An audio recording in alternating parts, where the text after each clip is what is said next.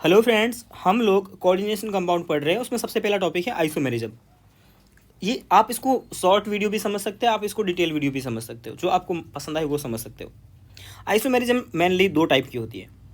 एक होती है स्ट्रक्चरल आइसोमेरिज्म, मतलब आइसोमेरिज्म को मोटा मोटी दो पार्ट में बांटते हैं, स्ट्रक्चरल और स्टीरियो आइसोमेरिज्म। ओके, कौन कौन सा? पहला स्ट्रक्चरल है और दूसरा स्टीरियो है। फिर स्ट्रक्चरल आइसोमेरिज्म के अलग अलग पार्ट करते हैं।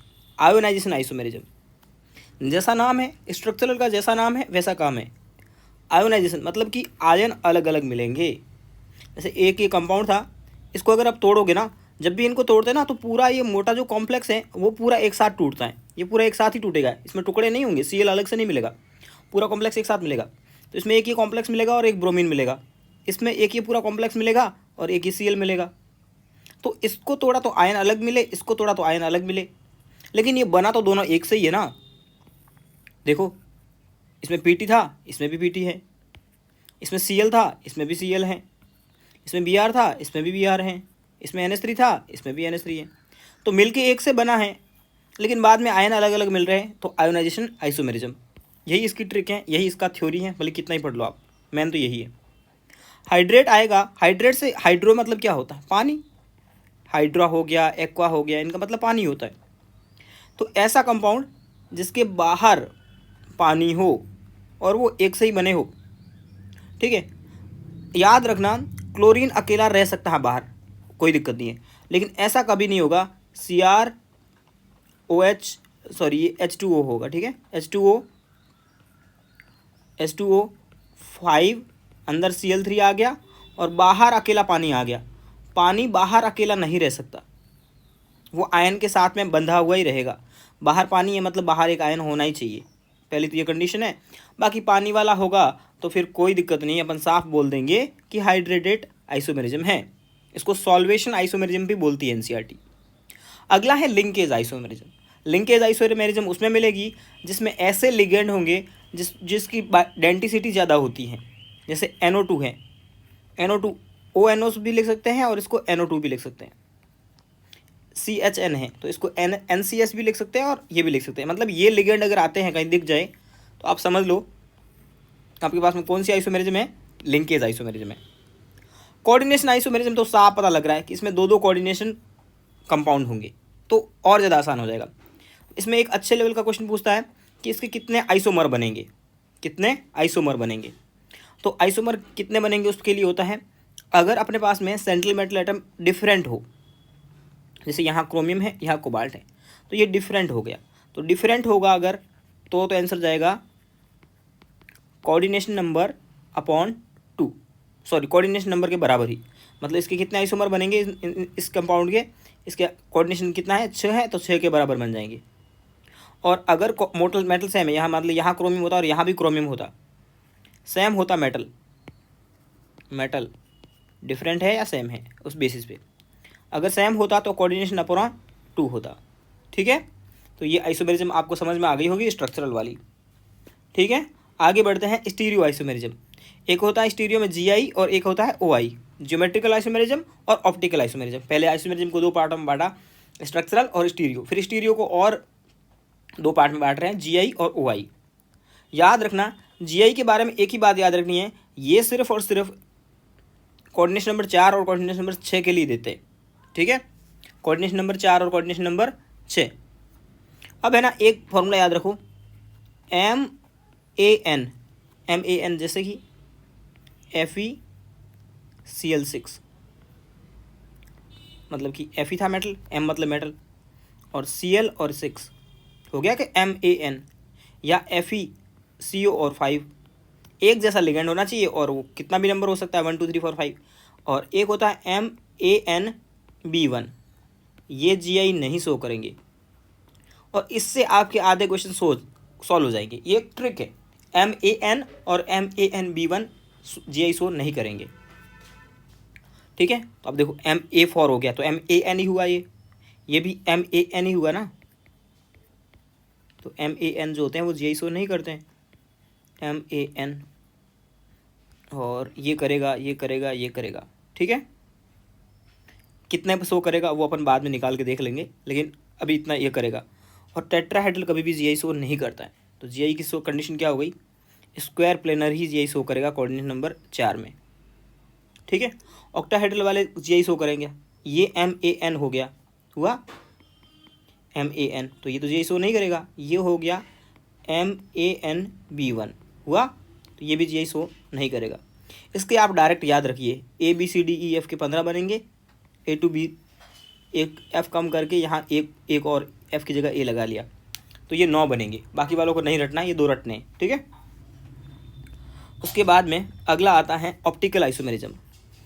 ऑप्टिकल आइसोमेरिज्म, ठीक, ये मैंने बता दिया ना, इसका एक एक्सेप्शन होता है, ग्लाइसिन अगर लिगेंड आ जाए ना तो जीआई शो करेगा। उसका रीजन होता है, ग्लाइसिन खुद एक ऐसा लिगेंड होता है जिसमें लिगेंड के अंदर में आइसोमेरिज्म होती है, जीआई होती है, ओके। तो ग्लाइसिन इसका एक्सेप्शन है, ओके। ओआई में तो कुछ भी नहीं देखना है। ओआई में देखो, ओआई में इतना याद रखना है कि अगर पॉलीडेंटेड लिगेंड दिया है, पॉलीडेंटेड, ठीक है, तो और वो टेट्राहेड्रल होना चाहिए, तो जीआई शो ओआई शो करेगा ही करेगा, ऑप्टिकल आइसोमेरिज्म होगा ही होगा, ठीक है। आसान क्वेश्चन है, कोई बड़ी बात नहीं है। MAB2 के 2 बनेंगे, इसके 2 बनेंगे, ठीक है, कोई दिक्कत नहीं होनी चाहिए। चलो, इतनी थ्योरी थी। उसके बाद NCERT की थ्योरी और देख लेते हैं, फिर क्वेश्चन कर लेंगे। मैंने NCERT की थ्योरी भी साथ में कवर कर ली, पूरी NCERT। ये देखिए, आइसोमेरिज्म क्या होती है भाई, फॉर्मूला सेम होता है और उसके अरेंजमेंट अलग होते हैं, उसको आइसोमेरिज्म बोलते हैं। ये आपसे कोई नहीं पूछेगा। स्टीरियो आइसोमेरिज्म, पहले अपने बोला आइसोमेरिज्म 2 टाइप की होती है, स्ट्रक्चरल और स्टीरियो। तो आइसोमेरिज्म कितने टाइप की, 2 टाइप की, A और B। फिर स्टीरियो के 2 पार्ट, GI और OI, और स्ट्रक्चरल के 4 पार्ट हो गए थे, बात की थी ये, ओके। ये भी आपको नहीं पढ़ना है। चलो, ये देखो, सिस ट्रांस तो आप बहुत हर किसी के समझ में आता है, दोनों एक साइड ग्रुप होते हैं तो सिस होता है, और अपोजिट होते हैं तो ट्रांस होता है। तो ये सिस है और ये ट्रांस है, और इसका नाम है, ये प्लेटिनम वाला, इसका नाम है सिस्प्लाटिन, ठीक है, सिस्प्लेटिन। तो हमेशा MA2B2 है, MA2B2 टाइप का है, तो MA2B2 मतलब NH3 को ये बोला, इसको B बोला, तो MA2B2 का हमेशा 2 बनेंगे, और सिस्प्लाटिन इसका एग्जाम्पल है, बहुत इंपॉर्टेंट है, ठीक है। और MA4B2 के भी 2 बनेंगे, MA4B2 के भी 2 बनेंगे, उसका एग्जाम्पल दिया हुआ। ये इंपॉर्टेंट है, ये कैंसर में काम आता है, कैंसर के ट्रीटमेंट में, ठीक है। This type of isomerism arise heteroleptic complex. Heteroleptic का मतलब होता है जिसमें अलग अलग टाइप के लिगेंड हो, अगर सब एक जैसे होंगे तो क्या हो गया, MAN हो जाएगा, तो वो तो जीआई शो नहीं करेगा। Important example of behaviour coordination number 4 and 6, 4 और 6 नंबर कोऑर्डिनेशन के बारे में। MA2B2 ये दिखाया हुआ है, इसके कितने आइसोमर बनते हैं, 2 आइसोमर बनते हैं। ये बात NCERT की जो चीज़ है ना, वो तो जितनी अगर याद हो ना उतना ही अपना काम बनता है, क्योंकि क्वेश्चन तो NCERT से ही आना है, और ये आपको नहीं पढ़ना है, बस यही याद रखना है कि अभी तक इस पूरे पैराग्राफ में आपने NCERT से क्या सीखा कि MA2B2 हो भले MA4B2 हो, उनके दोनों के 2 GI बनेंगे, एक सिस और एक ट्रांस, ओके। फिर आता है अगला, another type of geometrical isomerism occurs in, ये क्या है, A3B3, A3B3 में फेस और मर बनता है, सिस ट्रांस नहीं बनता है। स्पेशल टाइप का सिस ट्रांस ही है, फेस और मर तीनों एक साइड में हो तो उसे बोलते हैं फेस, अपोजिट हो, एक बीच में जाए तीनों के, तो उसे बोलते हैं मर। तो आपने क्या सीखा, MA2B2 हो, MA4B2 हो, MA3B3 हो, सबके 2 बनते हैं। यही NCERT का सार है पूरे पैराग्राफ का, ठीक है। तो यहाँ से बस इतना ही देखना था। उसके बाद में ऑप्टिकल आइसोमेरिज्म, किसी के पास भी पॉलीडेंटेड लिगेंड, जैसे EN क्या है, पॉलीडेंटेड लिगेंड है, इथाइलिन डाइमीन, ये तो ये OI शो करेगा। क्या ये GI शो करेगा, तो ये तो MAN हो गया, ये GI शो बिल्कुल नहीं करेगा, लेकिन OI शो करेगा। क्यों, क्योंकि पॉलीडेंटेड लिगेंड है। एक को D बोलेंगे, एक को L बोलेंगे, डेक्स्ट्रो और लीवो, ये आपको बिल्कुल नहीं पढ़ना है, ठीक है। ये एग्जाम्पल है, उसी को ध्यान में रखना है। इसमें भी EN है, इस फॉर्मूले को देखो, इसमें EN है, EN क्या है, पॉलीडेंटेड लिगेंड है, तो पॉलीडेंटेड लिगेंड अगर हैं तो वो OI शो करेगा, बस इतनी थ्योरी थी, ज़्यादा थ्योरी नहीं थी। बोलता है इसकी स्ट्रक्चर ड्रॉ करनी है। तो स्ट्रक्चर ये कैसा हो गया, MA4B2 है, MA4B2 है, तो इसके दो बनेंगे, एक सिस और एक ट्रांस। बना के नहीं देख रहा, आपको बना हुआ क्वेश्चन में देगा। बोलता है ऑप्टिकली एक्टिव कौन सा है, मतलब ऑप्टिकल आइसोमेरिज्म कौन दिखाता है, तो ऑप्टिकल आइसोमेरिज्म सिस वाले दिखाते हैं। ये इंपॉर्टेंट बात है, अपन थ्योरी पॉइंट में पहले ऐड कर लेते जाकर के ऊपर। ट्रांस वाले कभी भी ऑप्टिकली एक्टिव नहीं होते हैं। तो यहाँ पे एक बहुत अच्छी कंडीशन है इसकी। एक कंडीशन तो होगी अपने पास में पॉलीडेंटेड लिगेंड होना चाहिए, लिगेंड,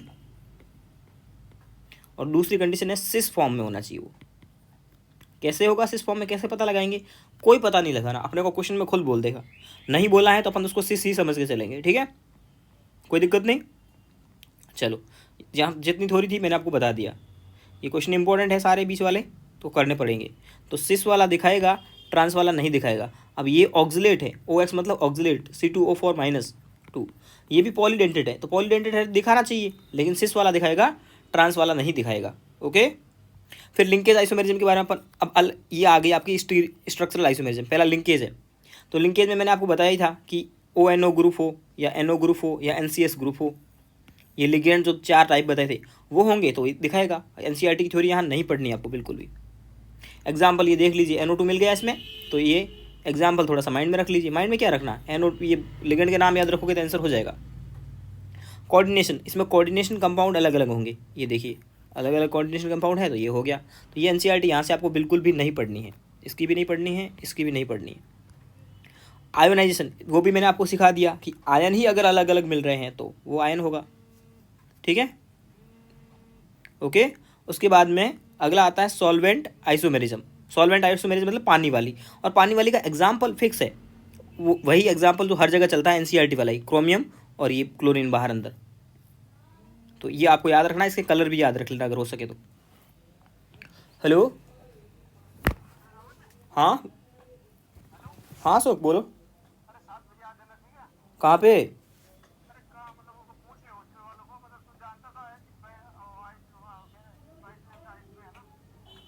समझा नहीं मैं, किस लिए, मतलब हॉस्टल, अरे मतलब वो हॉस्टल वाले रैगिंग के लिए बुला रहे हैं कि अपन कोई पार्टी वार्टी, समझ गया, ठीक है,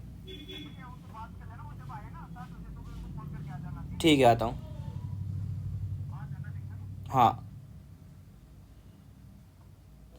बाप रे गर्मी।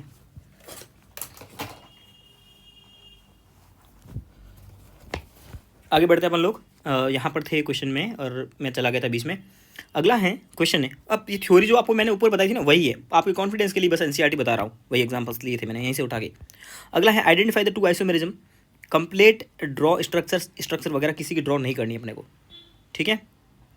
अब इनमें से कौन GI शो करेगा, अब देखो ये क्या हो गया, MANB1 हुआ कि नहीं हुआ, AN, और ये अकेला लिगेंड, तो ये GI शो नहीं करेगा।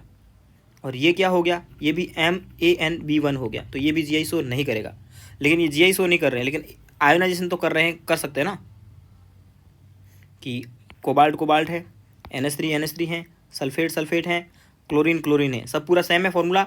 उसके बाद इसको तोड़ोगे तो सल्फेट आयन मिलेगा, इसको तोड़ोगे तो क्लोरीन आयन मिलेगा, तो आयन अलग अलग मिल रहे हैं, तो आयोनाइजेशन आइसोमेरिज्म है। तो ये 2 क्वेश्चन करने की जरूरत नहीं है आपको, ठीक है। ये थ्योरी खत्म हो गई। अब अपन क्वेश्चन करते हैं अच्छे से, सारे बहुत सारे 30 क्वेश्चन मैंने लिए हैं, इससे सब कुछ क्लियर हो जाएगा। पहला क्वेश्चन है, बोलता है ये किस टाइप की आइसोमेरिज्म दिखाएगा। अब देखो यार, आपको ये MA2B2 है A2B2, तो ये GI तो शो करेगा ही करेगा, श्योर करेगा। साथ में ये OI भी शो कर लेगा, क्यों, क्योंकि ये पॉलीडेंटेड लिगेंड है इसमें, और सिस ट्रांस का कुछ बोला नहीं है, तो GI भी शो करेगा और OI भी शो करेगा। अब देखो क्या क्या दिया है, आसान 2018 का क्वेश्चन है। अगला, अब देखो ये मैंने आपको लिखा चुका हूँ, MA2, A का मतलब कैपिटल A लिख रहा है, मतलब पॉलीडेंटेड है, और B2 मतलब मोनोडेंटेड लिगेंड है। ये होता है ना, इसके हमेशा 3 बनते हैं, और मोस्ट इंपॉर्टेंट क्वेश्चन है ये, बहुत बार आया हुआ है, ठीक है, डायरेक्ट याद रखना है। पहले अपन NCERT से क्या सीख के आए थे, MA2B2, MA4B2 और MA3B3, इन सब के 2 GI बनते हैं, ठीक है।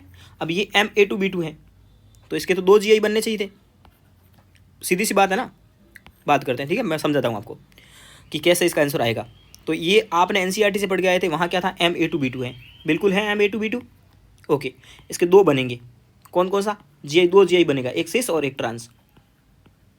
अब जो सिस होगा ना वो ऑप्टिकली एक्टिव होगा और वो दो फॉर्म में रहेगा, मतलब सिस अकेले की दो फॉर्म होगी, एक डी सिस और एक एल सिस, ठीक है। तो टोटल कितने बन गए, 3। समझ में आ गई बात आपको।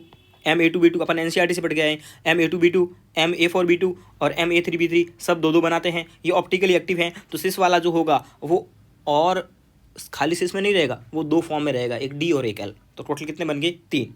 समझ में आ गया कंसेप्ट और आंसर भी आ गया।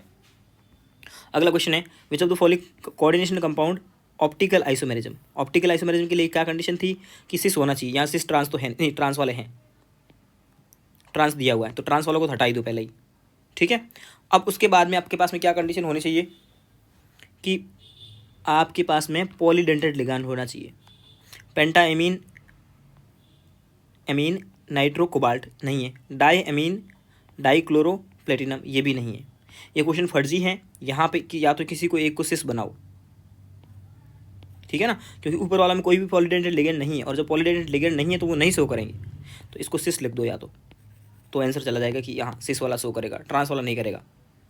ओके, अगला है मैक्सिमम नंबर ऑफ आइसोमर। अब देखो Ma4B2 कितना दिखाता है, Ma4B2 डायरेक्ट समझ में आ गया ना कैसे लिख रहा हूँ, Ma4B2 ये कितना दिखाएगा, 2 दिखाएगा। अगला है ये है MANB1 दिखाता है, तो ये GI तो शो करेगा नहीं, लेकिन OI शो करेगा, ठीक है। और ये भी है आपका, तो ये तो सिर्फ और सिर्फ OI शो करेगा, इसने मतलब ये GI शो नहीं करेगा। क्यों नहीं शो करेगा, मैंने बोला था MANB1 टाइप के होंगे ना वो नहीं करेंगे।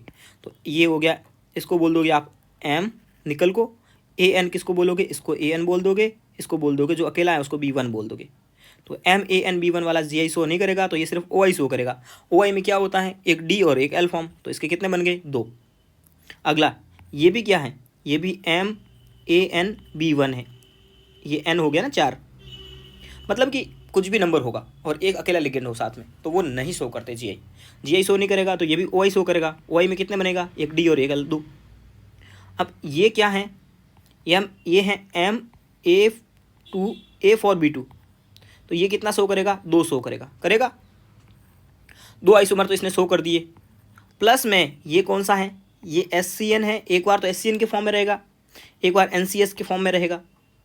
तो ये दिखाएगा साथ में कौन सी लिगेंड, कौन सा, लिंकेज आइसोमेरिज्म।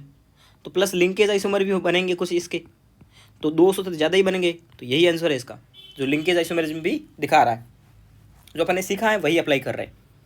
अगला है 4 आइसोमर कौन दिखाएगा। पहली बात 4 आइसोमर कौन दिखाएगा, ये है MAN है, ये A बोल दिया और इसको 3 को N बोल दिया, नंबर को किसी को भी N बोल सकते हैं। तो ये GI तो शो करेगा नहीं, सिर्फ OI शो करेगा। OI में कितने बनेंगे, 2, एक D और एक L। ये है MA2B2 कितने बनाते हैं, 2 बनाते हैं, 2 बनाएगा, लेकिन इसमें पॉलीडेंटेड लिगेंड है साथ में, तो ये कितना बना, एक पॉलीडेंटेड लिगेंड है तो एक सिस और एक ट्रांस बना था GI में, तो सिस वाला एक और बनाएगा, तो टोटल इसके 3 बन जाएंगे। अगला है ये है MA3BCD, जैसे जैसे लिगेंड का नंबर बढ़ता जाएगा आइसोमेरिज्म बढ़ती जाएगी, ठीक है। और साथ में इसके OI भी हैं तो ये ज़्यादा बन जाएगा। और ये पहला और चौथा सेम है, MANB1 है, तो इसके सिर्फ OI बनेंगे, इसके सिर्फ 2 बनेंगे, तो इसके ज़्यादा बन जाएंगे। क्यों, क्योंकि इसमें लिगेंड, टाइप ऑफ लिगेंड जैसे जैसे बढ़ेगा वैसे वैसे आइसोमेरिज्म के नंबर ऑफ आइसोमर बढ़ता जाएगा। ओके, अगला है, अब देखिए ये क्वेश्चन 1998 में आया है, पॉसिबल कॉम्प्लेक्स के कितने आइसोमर बनेंगे। अब देखो इसमें देखिए मेटल सेम है या डिफरेंट है, ये कोऑर्डिनेशन आइसोमेरिज्म दिखाएगा। क्यों, क्योंकि 2 अलग अलग कोऑर्डिनेशन कंपाउंड दिखाया हुआ है, और जब कोऑर्डिनेशन मेटल डिफरेंट होता है तो कोऑर्डिनेशन नंबर के बराबर आइसोमेरिज्म होती है। कोऑर्डिनेशन नंबर कितने हैं, क्लोरीन 4 है, यहाँ पे NH3 भी 4 है, तो कोऑर्डिनेशन नंबर के बराबर आइसोमेरिज्म दिखाता है। ऊपर बताया था ना कोऑर्डिनेशन आइसोमेरिज्म, अगर मेटल सेम है तो कोऑर्डिनेशन नंबर अपॉन 2 करेंगे, और डिफरेंट है तो कोऑर्डिनेशन नंबर के बराबर कर देंगे। ये अच्छा क्वेश्चन है, 1997 में आया हुआ है। इसके कितने आइसोमर बनेंगे, तो ये है A3B3 है, ऑप्शन के अकॉर्डिंग आंसर करेंगे। MA3B3 के दो बनते हैं, अपन रटे हुए NCERT से। MA3B3, MA2B2, MA4B2, इन सब के दो दो बनते हैं। अगला बोलता है GI कितने बनेंगे इसके? MA2B2, अरे MA2B2 के दो बनते हैं, अपन ने जो NCERT से सीखा वही बार बार एग्जाम में आता है। ठीक है, अगला क्वेश्चन 2011 में पूछा हुआ। ये तो कौन से आइसोमर है? दो अलग अलग कोऑर्डिनेशन कंपाउंड है, तो कोऑर्डिनेशन आइसोमेरिज्म। आसान क्वेश्चन। ये कितना दिखाएगा? ये है MABCD, ठीक है, तो ये ऑप्टिकल आइसोमेरिज्म। वैसे MABCD भी कितना, अकेला MABCD होता है तो कितना दिखाता है? वो 2 दिखाता है। कितना? 2। लेकिन ये इसमें ये आपको ऑप्टिकल वाला भी शामिल है तो 3 हो जाएगा, सिस ट्रांस मिला करके। अगला ये है, बोलता है दो अलग अलग कलर आते हैं कंपाउंड के, इसका क्या रीज़न है? अब बताओ, MA4B2 है, क्या MA4B2 GI नहीं शो कर रहा था? आपने तो याद भी कर लिया, MA4B2 2 GI शो करता है, तो आंसर क्या जाएगा? GI। अगला है कॉम्प्लेक्स इज नॉट आइसोमेरिज्म। कौन सा आइसोमेरिज्म शो नहीं करेगा? ठीक है, ये है MA4B2, ये तो शो करता है, इसके 2 बनते हैं।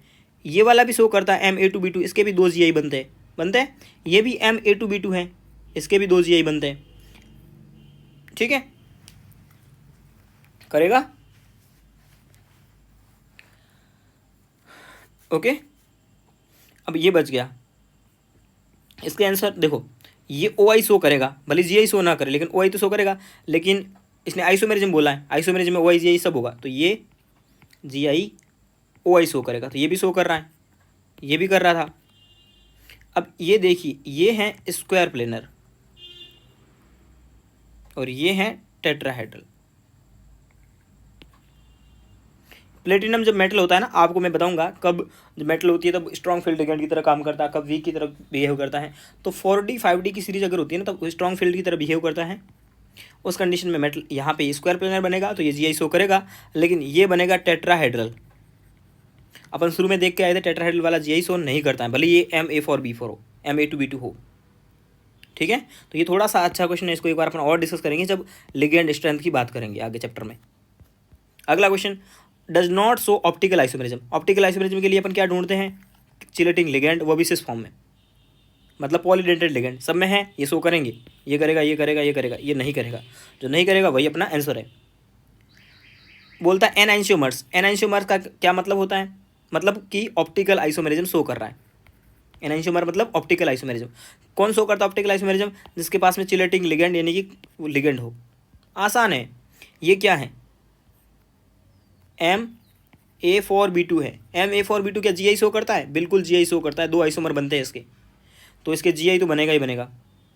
इसमें एक बार NO2 को बाहर रख दो, एक बार Cl को बाहर रख दो, तो ये वो आयन वाला भी दिखा देगा, तो आयन दिखा देगा ये। ठीक है, ऑप्टिकल आइसोमेरिज्म नहीं दिखेगा, क्यों? क्योंकि इसमें सिलेटिंग लिगेंड नहीं है, तो ऑप्टिकल को हटा दो, जहाँ पे भी ऑप्टिकल वर्ड आ रहा है उसको हटा दो। आंसर चला गया ये। लिंकेज, इसमें NO2 ग्रुप है तो लिंकेज भी दिखाएगा। ऑप्टिकल के लिए एक ही कंडीशन, सिस फॉर्म में हो, कुछ नहीं दिया तो सिस फॉर्म में ही मानेंगे, और पॉलीडेंटेड लिगेंड होना चाहिए। अगला क्वेश्चन है, which of the following is expected to exhibit optical isomerism. क्या कंडीशन थी? सिस फॉर्म में होना चाहिए, ट्रांस वाले को हटा दो पहले ही। साथ में क्या होना चाहिए इसमें? सिलेटिंग लिगेंड। इस सिस में सिलेटिंग लिगेंड नहीं है, इसमें सिलेटिंग लिगेंड है, ये शो करेगा। कितना आसान है आइसोमेरिज्म, है ना? जो शॉर्ट नोट्स बनाए वही काम में ले लो आप। Not exhibit GI। GI कौन शो नहीं करता है? मैंने GI के लिए क्या कंडीशन बोला था? MAN और MANB1 शो नहीं करता है, लेकिन उसमें ग्लाइसिनेटो एक्सेप्शन दिखाया था, तो ये दिखाएगा, ये दिखाएगा, लेकिन ये नहीं दिखाएगा। क्यों? क्योंकि ये MAN है। आप पहचानने सीख गए तो आंसर आएगा। विच of the following compound will exhibit linkage isomerism. Linkage के लिए क्या कंडीशन थी? NO, SCN और CN, यही तो लिगेंड थे। अगला है द कंपाउंड। ये कंपाउंड जो क्या दिखा रहा है? इसमें पानी अंदर था, इसमें पानी बाहर आ गया, तो हाइड्रेट आइसोमेरिज्म हो गया। ये क्या है आपस में? इसमें B और B आपस में, अगर लिगेंड के बीच में 180 का एंगल होता है तो वो ट्रांस होता है, श्योर है, तो ये ट्रांस हो गया। ठीक है, इनको पूरे को एक ही लिगेंड मान लो, तो ये एक तरफ है और ये एक तरफ है। अगला MABCD क्या देगा? MABCD, ठीक है, तो ABCD क्या देगा? अब लिगेंड के अपने को पता नहीं है, ऑप्टिकल आइसोमेरिज्म तो नहीं देगा ये, बिल्कुल। तो GI कितना देगा? अगर MA2B2 भी होता ना, एक जैसे होते ना, तो भी 2 बन जाते। तो इसमें तो इंक्रीज और हो गया है MABCD, तो MABCD कितना बनाएगा? 3। ओके, ये मैंने आपको रटने को बोला था। MABCDEF कितने बनाता है? 15 बनाता है।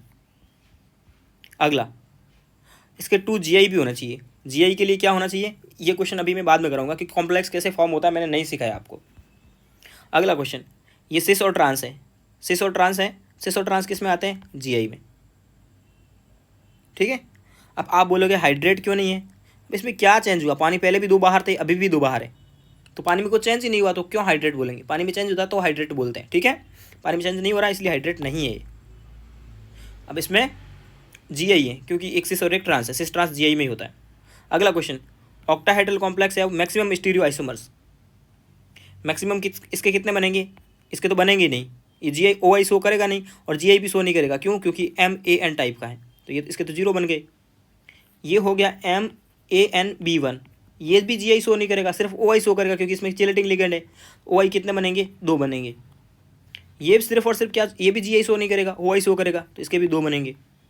इसके देखो, इसके MANB A2B2 है, MA2B2 के 2 तो बन गए GI, साथ में EN क्या है? चिलेटिंग लिगेंड है, तो वो जो चिलेटिंग लिगेंड है तो उसका एक ऑप्टिकल आइसोमेरिज्म पे आएगा। ठीक है, मैंने बताया था ना 2 GI होंगे, 2 GI में से जो सिस फॉर्म वाला होगा वो 2 फॉर्म में रहेगा। ठीक है, अगला, विच of the following does not show GI? GI show कौन नहीं करता? MAN और MANB1 शो नहीं करते, ग्लाइसिनेटो एक्सेप्शन है। Which of the following complex does not exhibit GI? तो ये बन गया, देखो MANB1, MANB1 जो होता है वो देते ही नहीं है GI। कितने आसान क्वेश्चन, देखो मैंने किसी कोचिंग का मॉडल पूरा उठाया और सारे क्वेश्चन सॉल्व कर दिए लाइन से। पता नहीं आप क्यों नहीं करते हो। The pair of molecule exhibit GI isomer, कौन GI शो करता है? अब देखो ये क्या है? MAN है, MAN है, क्या MAN GI शो करता है? नहीं करता। ये क्या है? MANB1 है, क्या MANB1 GI शो करता है? नहीं करता है। ये MA4B2 है, अरे MA4B2 के तो आपको याद है 2 GI बनते हैं। ये A3B3 है, A3B3 के भी 2 फॉर्म बनते हैं, आपको रटा दिए मैंने। MA2B2, MA4B2, MA3B3 इनके बनते हैं 2-2-2। MABCD इसके बनते हैं 3। ठीक है, और चिलेटिंग लिगेंड हो तो वो ऑप्टिकल आइसोमेरिज्म दिखाता है, उसमें भी कौन सा फॉर्म? Cis form. बस, आसान तो है। कॉम्प्लेक्स, ये क्या है? ये तो अरे ये हो गया MAN, इसको N बोल दिया, और ये अकेला है तो इसको बोल दिया B1। तो ये GI तो शो करेगा ही नहीं, बिल्कुल GI शो करेगा ही नहीं। ठीक है, कोई दिक्कत? ये GI शो नहीं करेगा, लेकिन इसमें NO2 है तो लिंकेज आइसोमेरिज्म हो जाएगा। NO2 वगैरह जैसे वर्ड दिखे तो लिंकेज पे टिक मार दो सीधा। अगला, प्रेजेंट इनकरेक्ट मैच, ये लिंकेज आइसोमेरिज्म दिखा रहा है, सही बात है, NO2 दिखा है तो लिंकेज बोल दिया, ये तो सही बात है। इनकरेक्ट ढूंढना अपने को। ये MABC2 करेगा, ये शो करेगा। ठीक है, जो कौन नहीं करता GI उसके बारे में मैंने बता दिया है, वो MAN होता है और MANB1 होता है, वो GI शो नहीं करते, बाकी सब GI शो करते हैं, तो ये GI शो करेगा। ये बोल रहा है ये MA2B2 है, MA2B2 है तो GI तो शो करेगा ही करेगा, जियोमेट्रिकल करेगा ना। MA2B2 तो 2 आइसोमर बनते हैं। ऑप्टिकल इसीलिए बनेगा क्योंकि C2O4 ऑक्सिलेट है, वो पॉलीडेंटेड लिगेंड है, तो ये करेगा। अगला बोलता है ये हाइड्रेट लिंकेज करेगा, हाइड्रेट एंड लिंकेज। चलो हाइड्रेट तो ये कर रहा है क्योंकि पानी बाहर है, अंदर बाहर करोगे तो काम हो जाएगा, लेकिन क्या लिंकेज करेगा? लिंकेज के लिए वो लिगेंड होने चाहिए, तो ये नहीं करेगा, तो यही आंसर है अपना। 31 लास्ट क्वेश्चन ये है ना। अब ये क्रोमियम वाला ही एग्जाम NCERT में दिया हुआ है यार, क्यों बेवकूफ़ की तरह बनते हो? तो याद करो ना, NCERT में दिया है कि क्रोमियम वाला होता है ना, क्रोमियम Cl3 और 6H2O, इसी के 2 अलग अलग कलर होते हैं। मैंने तो आपको कलर बोलने को, याद करने को भी बोला था। इसके 3 आइसोमर बनते हैं और इसको हाइड्रेटेड आइसोमेरिज्म बोलते हैं। देखो ना NCERT में दिया यार, इतना तो याद रखो NCERT वाला, और एग्जाम में कुछ नहीं वही आएगा। हाइड्रेट में क्या याद करना सॉल्वेशन में? यही तो है क्रोमियम वाला, इसके 3 आइसोमर बनते हैं। कितने? 3। कौन से बनते हैं? मैंने टॉप में ही दिखा दिया आपको। और ये आइसोमेरिज्म इतनी ही है, इससे बाहर कुछ भी नहीं है। इक्के दुक्के जेई मेंस के क्वेश्चन थोड़े से अच्छे आते हैं, लेकिन वो अपने नीट में पूछता नहीं है। ये तीनों आइसोमर आपको याद होने चाहिए डिटो यार, शॉर्ट नोट्स में फॉर्मूले में लिखा है। मैंने बोला था ना कि ये फॉर्मूला टाइप ही समझो इसको। ठीक है, चलो आज इतना बहुत है। पता नहीं गर्मी में हालत कितनी ख़राब हो गई है, और मुझे बाहर जाना भी है अभी क्योंकि कॉल आ गया था।